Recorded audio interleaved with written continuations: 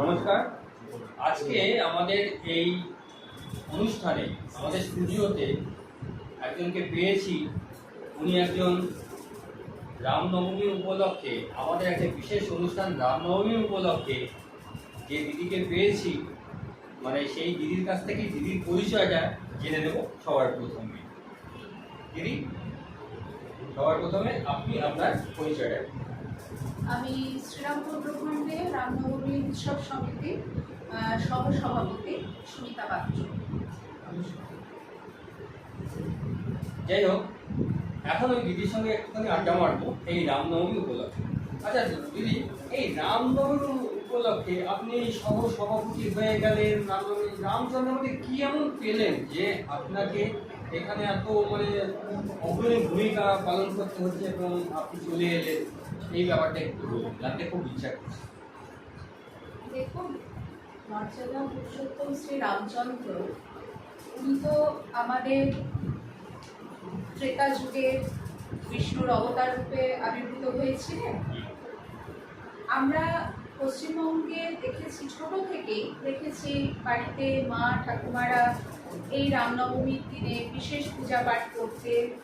এবং আমি যেহেতু শ্রীরামপুরের মেয়ে, শ্রীরামপুর নামটাই এসেছিল ভগবান শ্রী রামচন্দ্রের ওখানে আমাদের রাম মন্দির রয়েছে পুরনো, তো সেই মন্দিরের নাম অনুসারেই সেই শ্রীরামপুর নামটি রাখা হয়েছিল। তো আমরা দেখেছি ছোটবেলায় সেই মন্দির থেকে বিভিন্ন রকমের ছোট ছোট শোভাযাত্রা বেরোতো। আমরা তখন খুবই ছোট, সেই সূত্রে অন্তরে তো একটা প্রভু রামের প্রতি শ্রদ্ধা বা ভক্তি আমাদের তৈরি হয়েই গিয়েছিল। এছাড়াও যেটা আমরা দেখছি যে আজ বহু বছর ধরে আমরা দুর্গোৎসব, যেটা আমাদের পশ্চিমবঙ্গের বলে সব থেকে বড় উৎসব শারদীয়া দুর্গোৎসব, কিন্তু আমরা কেউ এইটা ভেবে দেখি না যে শারদোৎসবটা যিনি মানে সৃষ্টি করেছিলেন অকাল বোধনের মাধ্যমে, প্রভু শ্রী রামচন্দ্র রাবণকে বধ করার উদ্দেশ্যে তিনি এই অকাল বোধন করেছিলেন এই শরৎকালে দেবী দুর্গাকে বোধন করে। তো আমরা সেই উৎসব, দেবী দুর্গার উৎসব নিয়ে আমরা যখন মাতোয়ারা হই, তখন আমরা কিন্তু এই প্রভু শ্রী রামচন্দ্রের এই গুরুত্বকে ভুলে গেলে কিন্তু চলবে না।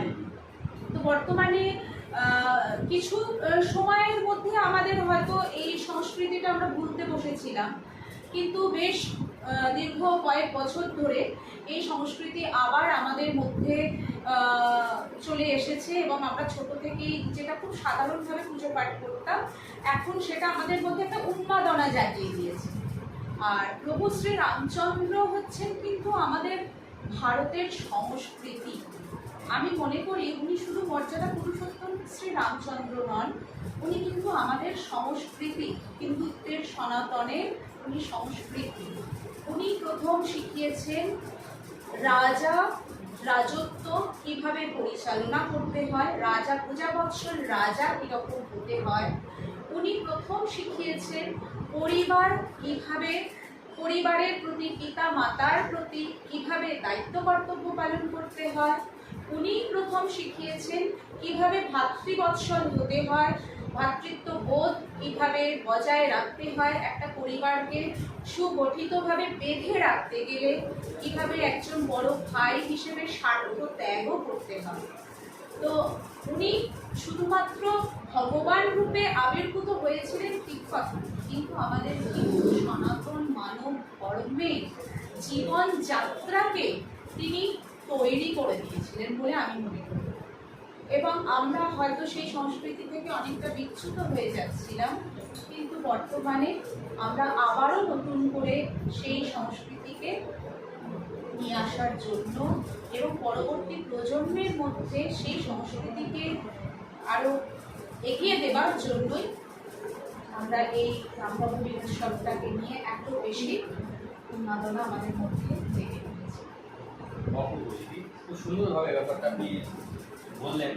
আচ্ছা, শ্রীরামপুরে যে আপনার রামনবমী অনুষ্ঠানটা হচ্ছে, পূজন হবে, সমস্ত পুজো পাঠ হোমযজ্ঞ ইত্যাদি যা কিছু হবে, আপনি যে দায়িত্বে আছেন সেটা আপনি কবে করছেন? কারণ এবার তো দুদিন ধরে রামনবমী করেছে, আপনার এলাকায় কবে?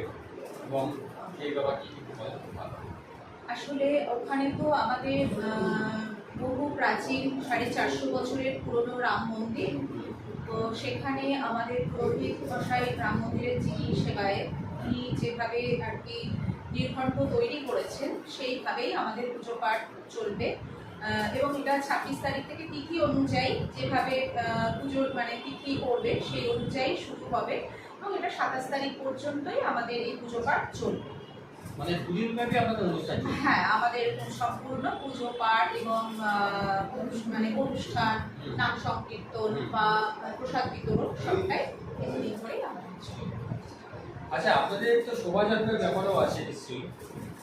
হ্যাঁ, আমাদের অবশ্যই আমাদের এই শোভাযাত্রা তো আমাদের দীর্ঘদিন ধরেই বহু বছর ধরেই করা হয় এবং এটা শেওড়াফুলি অঞ্চল থেকেই আমাদের শুরু করা হয় এবং শেষ হয় গিয়ে এই আমাদের মন্দিরে প্রভু শ্রী রামচন্দ্রের মন্দিরে আমাদের এই শোভাযাত্রা গিয়ে মিলিত হই আমরা সেখানে। আচ্ছা, আপনাদের এই যে শোভাযাত্রা হয়, শোভাযাত্রায় লোক সংখ্যা কেমন হতে হয়? দেখুন, প্রতি বছরই তো আমাদের বিভিন্ন সংগঠন এই শোভাযাত্রায় অংশগ্রহণ করে। আমরা একসঙ্গে সবাই যে যেখান থেকে শুরু করুন না কেন সবাই একসঙ্গে সম্মিলিতভাবে এই শোভাযাত্রাটা আমাদের চলে। গত বছরও আমাদের প্রায় 2000-এর ওপর লোক সংখ্যা হয়ে গিয়েছিল একসঙ্গে সব র্যালি মানে শোভাযাত্রা যখন একসঙ্গে আমরা মিলিত হই তখন সেটা 2000 ছাপিয়ে যায়। এবছরও আমরা সেরকমই আশাবাদী।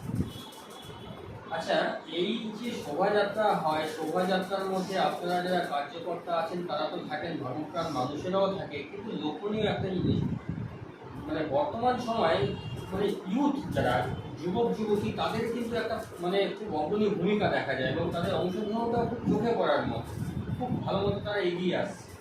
এইটা কেন হচ্ছে একটু আপনার চিন্তাধারাতে কি মনে হয়?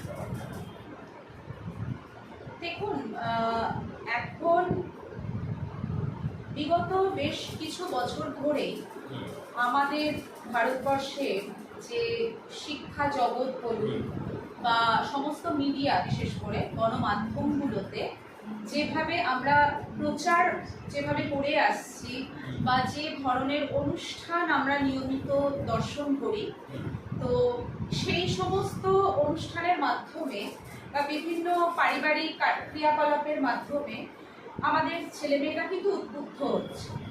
এক কথায় বলতে গেলে তারা উদ্বুদ্ধ হচ্ছে। বেশ কিছুদিন তারা একটু অন্য জগতে তারা চলে গিয়েছিল, কিন্তু এখন সারা বিশ্বব্যাপী ভারতের সংস্কৃতি যেভাবে ছড়িয়ে পড়েছে, যেভাবে আমাদের সনাতন সংস্কৃতি বিশেষ করে সমস্ত দেশ যেভাবে গ্রহণ করছে, যেভাবে এগিয়ে আসছে, তাতে যুব সমাজ এমনি তারা সাগ্রহে এটাকে গ্রহণ করছে, এগিয়ে আসছে। হ্যাঁ, এটা খুবই লক্ষণীয় যে আজকে সারা পৃথিবীকে আপনি লক্ষ্য করে দেখবেন, আপনি বাংলাদেশ বলুন, শ্রীলঙ্কা বলুন, নেপাল বলুন, এখানকার জেনজিরা যেমন থেকে উল্টো পথে ধাবিত হয়েছে, কিন্তু ভারতবর্ষে দেখা যাচ্ছে একদম মানে ধর্মের পথে তারা চলে আসছে। এটা খুবই ভালো লক্ষণ। এটা অবশ্যই মানে আমাদের এটা ভূমি তো আমাদের ভারতবর্ষ, অটোমেটিক্যালি এই জায়গাটাতে আমাদের সনাতনী রক্ত বইছে এবং তার ধারক বাহক আর মানে অপশক্তি তো চিরকাল ছিল, আছে, থাকবে।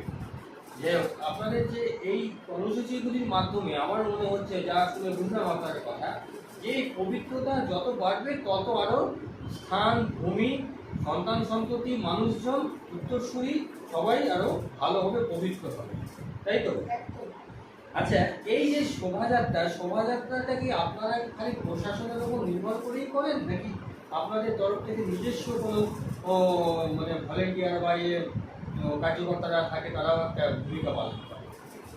হ্যাঁ, বিগত কয়েক বছর আমরা যখন এই শোভাযাত্রা করেছি তখন আমাদের যারা যুব সমাজ তারা স্বতঃপ্রণোদিতভাবেই এই শোভাযাত্রাকে নিজেরাই নিয়ন্ত্রণ করে এসেছে এবং আমরাও খুব নিয়ন্ত্রিতভাবেই এই শোভাযাত্রাকে পরিচালনা করি। যেহেতু সনাতনীরা তো কখনো অন্য ধর্মকে বা অন্য সম্প্রদায়কে আমরা আক্রমণ করি না বা তাদের প্রতি কোনো অসম্মানও আমরা প্রদর্শন করি না।